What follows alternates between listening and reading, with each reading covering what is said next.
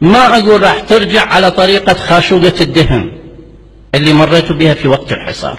مشكلة أجيالنا هم الجيل الجاي ما يعرف كل شيء عن اللي جرى سابقا، ما عاشوا هاي الأزمة، فتحوا عيونهم، دفع الملايين موجودة والسوق متحرك بطرق متعددة، لكن اليوم عليهم أن يهضمون اللي جرى في التسعينات، عليهم أن يعرفون شلون الخبز الأسود كان موجود، وشلون كانت الناس تخلط الخبز ويا بعض الحشيش اللي موجود حتى يحولوه إلى أكل لأولادهم.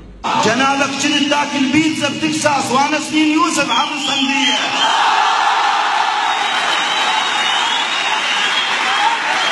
على صخام الوجه، على البوق، على الفرهود، على شنو اعطيكم 80%؟ جنابك كنت تاكل بيتزا بتكساس وانا سنين يوسف عبر الصندية. بس ارد افتهم ما كل فصم وياي؟ شنو بسوق الهرج بايع الزولية؟ بس ارد افتهم ما كل فصم وياي؟ شنو بسوق الهرج بايع الزولية؟ بعت البيت مفرد باب يلحق باب، حطيت بمكان الباب بونية، ابنك شاهبك ما مش ربع تنطيه، رايح لك دوام بغير يومية، هم ملاك ابوك مدنق وخجلة.